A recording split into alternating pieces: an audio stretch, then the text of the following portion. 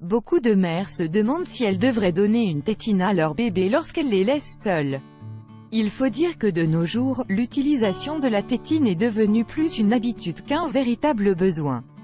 L'enfant commence à pratiquer la succion dans le ventre de la mère.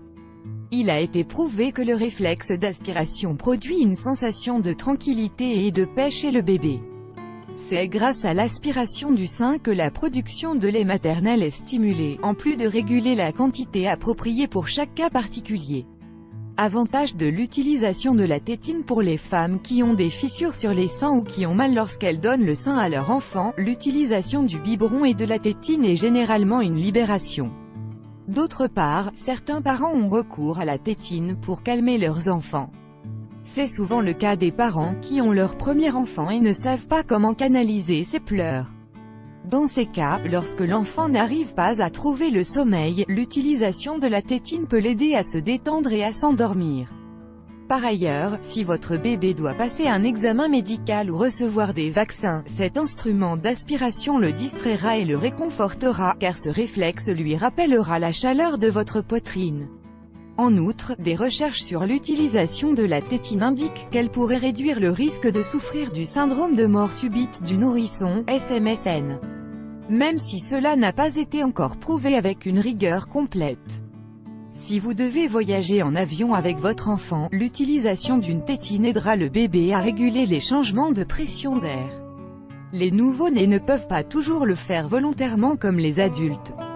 Certains bébés ont besoin de téter constamment et la poitrine n'est pas toujours la solution. Ils peuvent se sentir rassasiés et ne pas vouloir sucer la poitrine. Ils préféreront utiliser plutôt leurs mains ou leurs doigts. Dans ces cas, il est pratique d'envisager l'utilisation de la tétine. Lisez également cet article. Savez-vous quels fruits un bébé peut manger? Inconvénient de l'utilisation de la tétine. Cet instrument d'aspiration est déconseillé chez les nourrissons de moins de 3 mois. Son utilisation avant cet âge peut influencer négativement la production de lait en raison du manque d'aspiration de votre poitrine. De plus, elle peut créer une dépendance pour votre enfant, surtout si vous l'utilisez pour l'aider à s'endormir ou pour remplacer une absence maternelle. L'utilisation de la tétine peut provoquer des malformations nasales et palatines, en plus d'augmenter la probabilité de souffrir d'otite. En outre, si le bébé n'abandonne pas la tétine pendant environ 6 mois, il peut souffrir de déformations dentaires. Nous vous recommandons de lire Calmer les coliques de votre bébé grâce à ces 4 remèdes maison. Aspect à considérer si vous avez décidé de donner la tétine à votre enfant, il est recommandé d'attendre que la production de lait maternel ait commencé.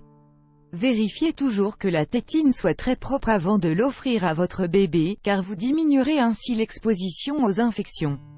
Veillez aussi à remplacer fréquemment la tétine.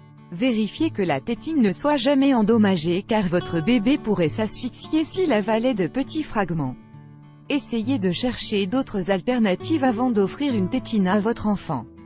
Parfois, le prendre dans ses bras ou lui faire écouter une musique apaisante peut aider l'enfant à se calmer. Autre recommandation, essayez de ne pas laisser votre enfant toute la journée avec une tétine.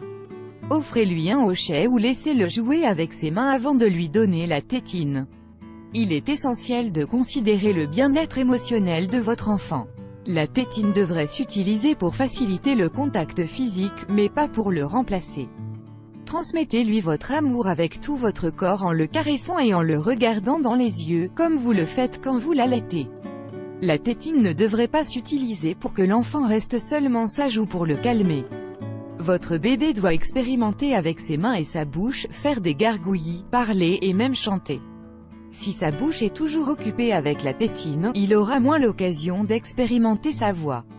Certains enfants peuvent éprouver le besoin de téter pendant de nombreuses années, surtout s'ils ont reçu une tétine pour substituer le contact personnel. Dans ces cas, vous devrez avoir la patience de le laisser évoluer à son rythme car il n'a pas décidé de l'utiliser, vous le lui avez offert. Votre devoir est de protéger votre enfant et de respecter son évolution progressivement en fonction de ses besoins et de sa situation personnelle. Découvrez également cet article, 7 objets quotidiens qui ont une date d'expiration. Il existe beaucoup d'objets que nous utilisons quotidiennement et qui ont une date d'expiration que nous ignorons souvent. Si vous notez que la tétine présente des fissures ou des imperfections, il est certainement temps de la changer. Elle pourrait